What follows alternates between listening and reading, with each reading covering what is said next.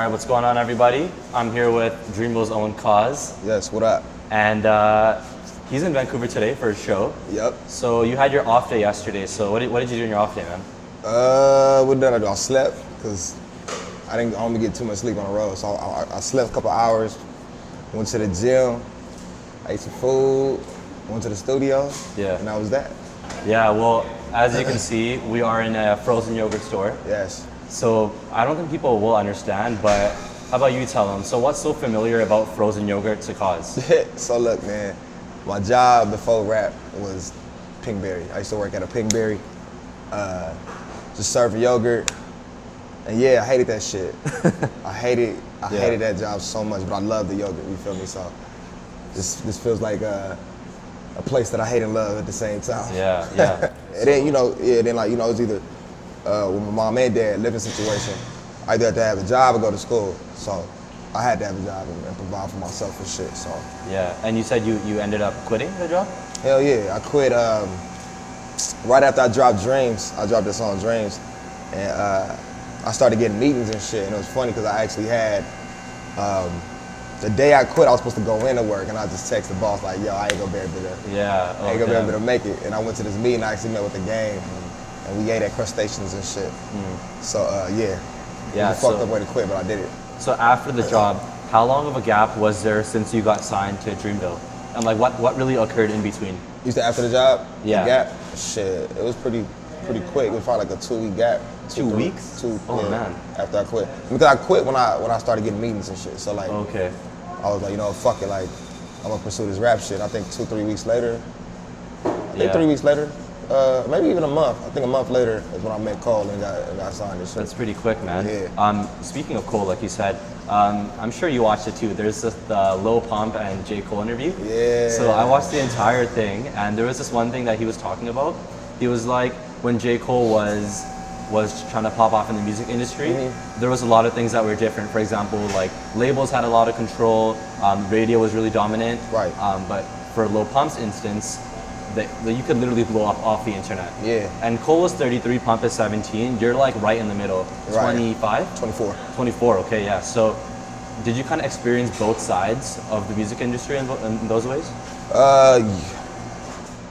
Kinda. Nah, I came in right when that internet shit, that when people were blowing up off the internet. Because I didn't have any prior affiliation in the industry at all until I got signed. Like, so for me, I was just a fan. So I understand, I see both sides. I've seen both sides and how it works and shit, but like, but for me personally, when I got in, that whole internet shit was already in effect, so. Yeah, did you really take advantage of that? Yeah, because they kind of move different, Dreamville, you know what I'm saying? So, I was learning from them and kind of moving how they was moving, but I plan on using the internet as a bigger outlet nowadays and shit, so definitely, hell yeah. Gotcha. That's all we got. Well, you're here and you're gonna perform many songs off your album, I'm sure. Hell yeah. And on your album, dude, I was so surprised to see this. Hustler Story, Kendrick Lamar. Yes, like, yo, Kendrick Lamar, when you have Kendrick Lamar on your album, that's like a huge deal. Yeah. So I was wondering, how did that even happen? Because do you just hit up Cole like, yo, hit up K-Dot on FaceTime and let me ask him? Nah, see, it was organic. It was like, all right, so TDE, they're partners with Interscope, and so is Dreamville, right? So I'm signed to Interscope as well. So is Kendrick Lamar in a sense. So there's a studio that, it was called No Excuses, that all the Interscope artists would work out of. So you could run into anybody that's signed to Interscope in that studio. So the story was, I was in a room working on the album, and I was looking for my wallet to buy some shit or whatever. And so, mind you, the wallet was in my pocket the whole time, right? So I go to my car, and I look in the car, and I'm feeling around, like, oh shit, I'm stupid, it's been in my pocket. So when I'm walking back to the studio from my car, I see a truck pull up, and it's Kendrick. And I've met him before and shit, so he knows who I am. And he's like, what up, what you working on and shit? And I'm like, oh, I'm working on my album. If you want to hear some shit, I'll be in room 5. Damn. And just come in. And so he's like, for sure. And like 30 minutes later, he walked in, and he wanted to hear some shit. And the first song I played him was Hustler Story, because I know he gonna fuck with this shit. Yeah. So I played it for him, and then at the end of the song, he was just like, yo, that shit hard as fuck. Let me hop on that shit. Damn. So he asked me to get on it, and then I was like, hell yeah. So like I watched him do his thing. Took him about 45 minutes, and he knocked it out. So it was super organic and like it was a blessing, y'all. I was geeked the fuck up. That's so crazy. Yeah, well, you've been in the studio with Kendrick. Yeah. And you've also obviously been in the studio with J. Cole a bunch of times. Of course. Kind of like observing both of them, how do they differ in terms of their recording process? It's like, all right, well, Cole, he just kind of like, he'll sit there and he's just write. He's quiet and he'll just bob his head and he'll write. You'll see him like in his head practicing it. He'll just keep writing. And then Kendrick kind of just did the same shit. He was kind of like, well, actually, he was just kind of just sitting there for a minute. He was bobbing his head, listening, had the song on loop. And then he was just writing the shit in his phone. And then he got up, tried it. You know what I'm saying? Pretty much delivered it, tried some other shit. It was like, you know, it's pretty much the same. I mean, I haven't really worked with Kendrick too much. Yeah. You know, so I can't really call their real process when they're working on their shit, you know what I'm saying? But every time he see me and I see him, it's always love. Like, this is love when we see each other. We run into each other's definitely. Love, So I listened to your album, dude, and my favorite song, I would say it's Baidu. Just love that shit, yeah, and by the way, you use the same sample as A$AP Rocky. Yeah. I thought I recognized it. Yeah, definitely. So it's my favorite song. So what I do is when I'm researching you or when I'm just even like, you know, on my laptop, I play it in the background for its chillness. Fire. And it's just like relaxes me, you know? Yeah. But the thing is like, I don't think I could relate to the song and even some people can't relate to everything on your album. Yeah. So how do you want those people to digest your music and just really approach it? Just listen to it for what it is. I feel like a lot of people expect shit and be like, well, I don't understand. And just like, if you don't understand, that's cool too. Just listen to the vibe, because I feel like I try to bring, even when I'm talking about shit, like deep shit or stories, I try to bring it with a vibe too. I don't want to make it too boring, so I try to choose beats that like I really feel like are vibing or like I like or some shit. So even if you don't understand what I'm saying, you still could sit there like you do, just have it in the background. You're just gonna listen to it and just enjoy it for the sound. You know what I mean? So I would just approach it like that, my shit. And I feel like on the album, there's something on there for everybody. Like, you know what I'm saying? There's gonna be something on there you can get, I feel like. I mean, I've had a couple people, like one dude or a chick actually, was it a dude? I think it was a dude who was talking about like suicidal type shit. And like, she was just like, yo, your music helped a lot and like, it got me through a lot of shit. And even not even with the new album, even with my old, like Cozz and Effect, like songs like Knock the Hustle and shit like that. I feel like that one reaches, because it talks about struggle and me getting out of it though. You know what I'm saying? Like, no matter how much I struggle, I always had the mindset of, I'm gonna get through it and I'm gonna be all right at the end of the day. Everybody go through shit.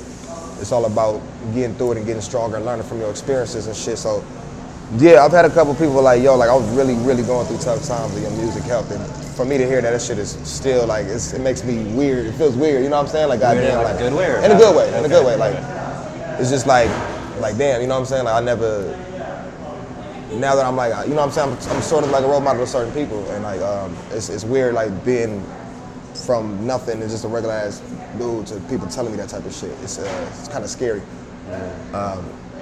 You know, it's a responsibility that is kind of in my hand now.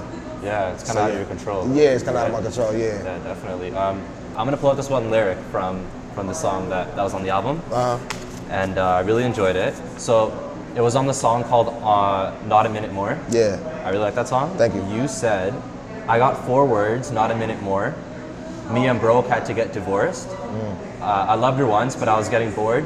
That was my baby, I had to hit abort. Yeah.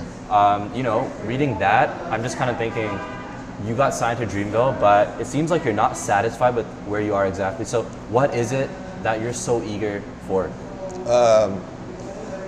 I mean, you know, I just want to be at the biggest position that I can be at. And, you know, at the end of the day, I just want to be happy and I want to, you know, wherever I get to, if I try my best, I'll be happy with that. You know what I'm saying? If I try I try my absolute best to get to where I'm supposed to be, then, you know, I'll be happy with that. And I ain't there yet. I have a long way to go. And I got big plans for myself. So, don't get me wrong, I'm happy in my position, but I'm not content. You know what I'm saying? So there's a lot more to accomplish, a lot more to achieve. And yeah, so I'm just trying to get to that highest pinnacle, man.